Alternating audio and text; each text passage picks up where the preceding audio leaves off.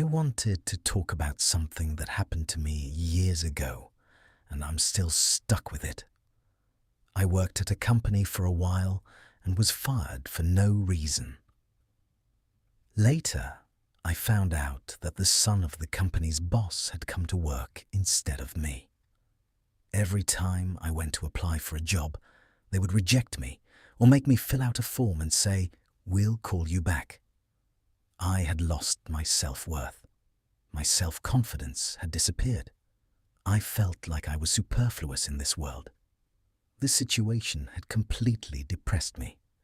I had accumulated many debts and was in serious financial trouble until one night when I was at home, my phone rang. I answered it. I was offered a job.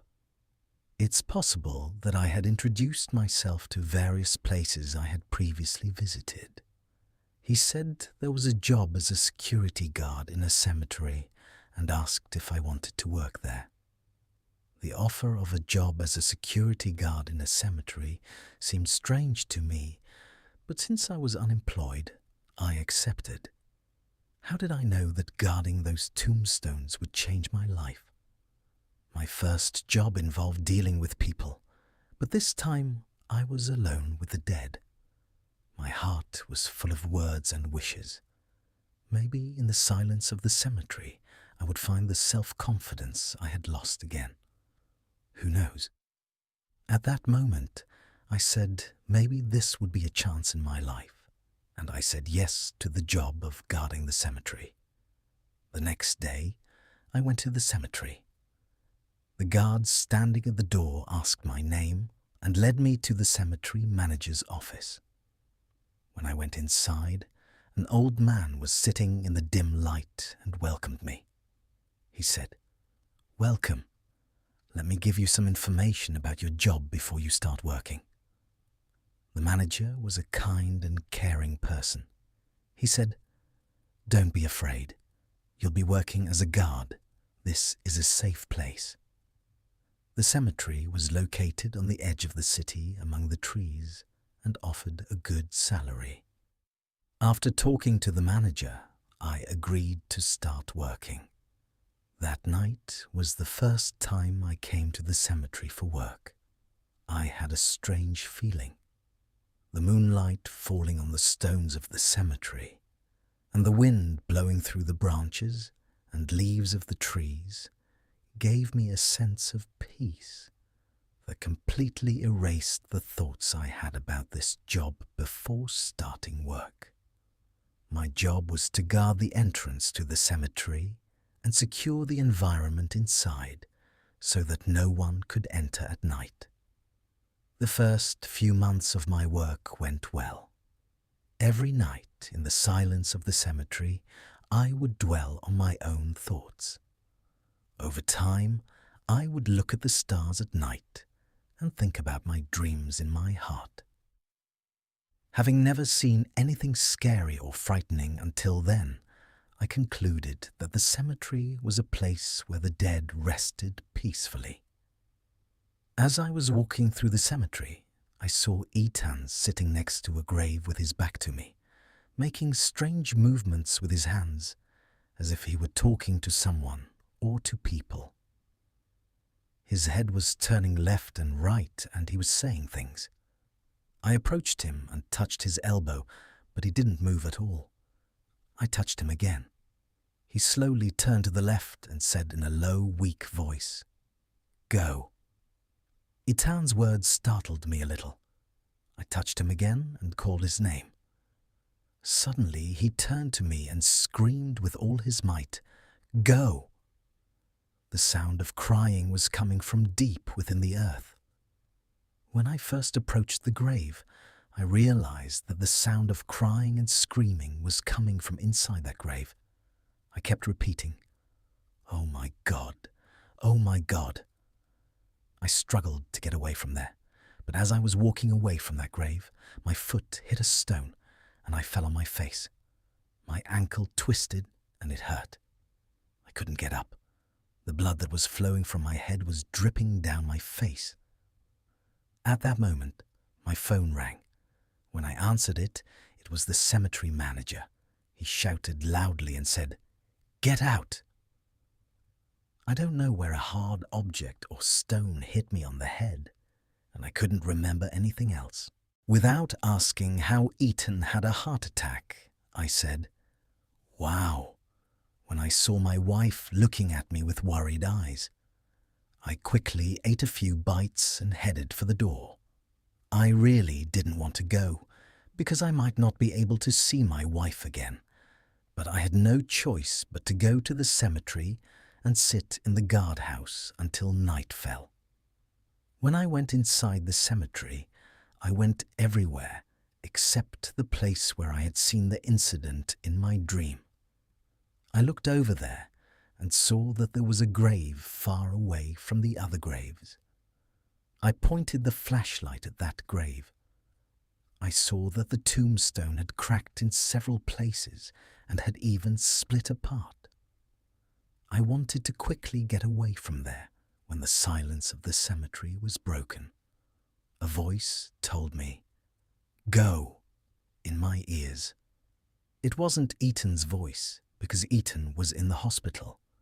This sound of crying, accompanied by a lot of screaming and shouting, as if someone was being tortured inside the grave, belonged to the body inside that grave.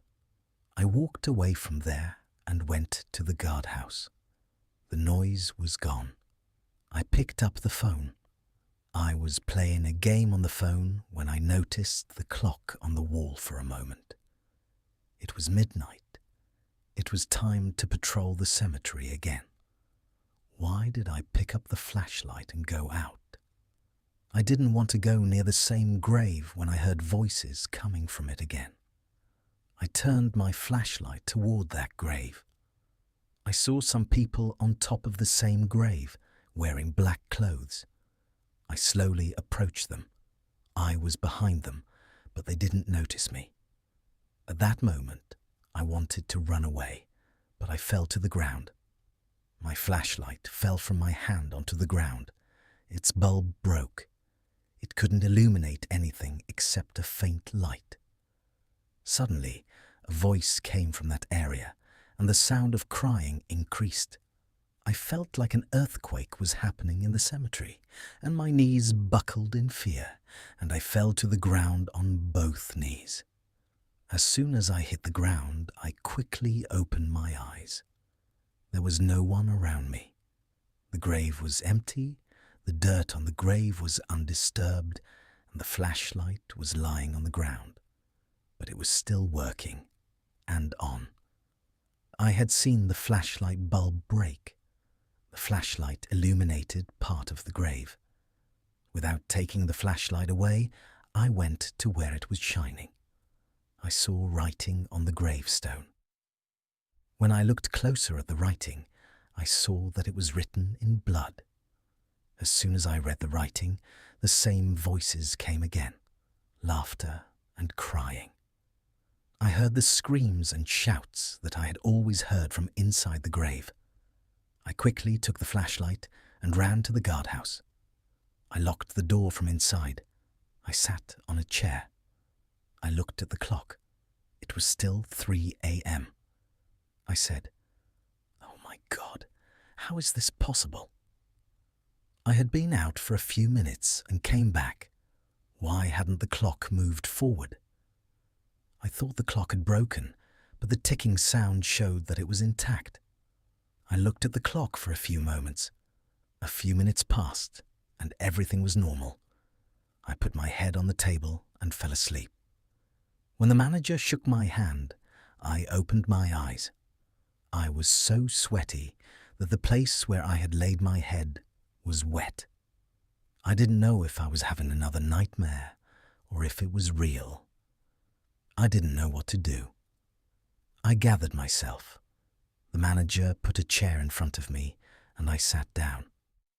I wanted to apologize to the manager for falling asleep, but the manager said, "I had a lot of nightmares last night. Since I couldn't reach you on the phone, I got up in a hurry and came to see you. Tell me, my son, do you have a problem? Something has happened to you. You're pale." I told the manager everything that had happened to me. The manager looked me in the eye and said, "You're not feeling well at all. Go see a neurologist tomorrow. It seems like the atmosphere here has affected you." I said, "I want to see the CCTV footage." We went to the manager's room together. He pulled up the footage. I looked. I was walking toward the security guard office.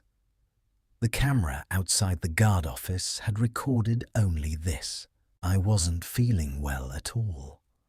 I asked the manager for leave the next night, but he said leave wouldn't work out because there was no one to replace me, and Ethan couldn't guard since he was at the hospital.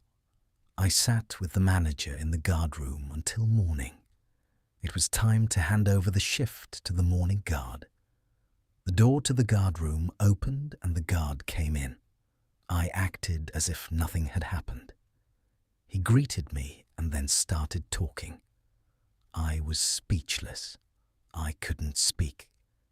When the manager saw that I wasn't feeling well at all, he drove me to my home in his own car. On the way home, I made my decision. I told my boss that I couldn't work at the cemetery anymore. When I got home, I decided first to go to a psychiatrist and then look for another job. Because the events I had seen seemed real, I went to a psychiatrist and told him about them, but the doctor said that I was hallucinating due to lack of sleep and rest. He ordered a few tests. When I brought the test results, the doctor said that I didn't have any physical problems, but insomnia and lack of clarity could have destructive effects on the brain. He recommended several types of medication and exercises for me, such as sleeping well, taking deep breaths, and seeking help from a psychologist if necessary. I followed the doctor's advice. I felt good for a while, but the events I had seen in the cemetery were still bothering me. I had probably unintentionally developed paranoia. I slept well for a few days, rested, and followed my doctor's advice. After a while, I found another job and tried to forget the events I had seen in the cemetery, but my mind was still confused about whether the events I had seen were real or had come from my imagination. Had I dreamed, or was I hallucinating? But my feelings said they were real.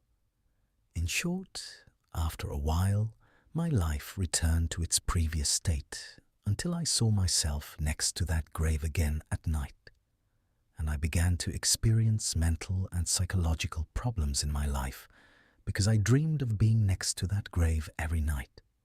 One night, I had a nightmare. I woke up. It was 3 a.m. It was impossible for me to experience strange things every time at midnight. In my nightmare, I saw that poor Ethan had been killed. I got out of bed, got dressed, and immediately headed to the cemetery where I had worked. I hurried toward the cemetery. On the way, I was praying that it wasn't true. When I got to the cemetery, I saw that the security guard's windows were broken. There, I realized that everything I had seen so far was true. I walked over the shattered glass and entered the security guard's office, where I came across Ethan's lifeless body with a rope in his hand and around his neck. It was just like the dream I had had. The security guard's office was in disarray.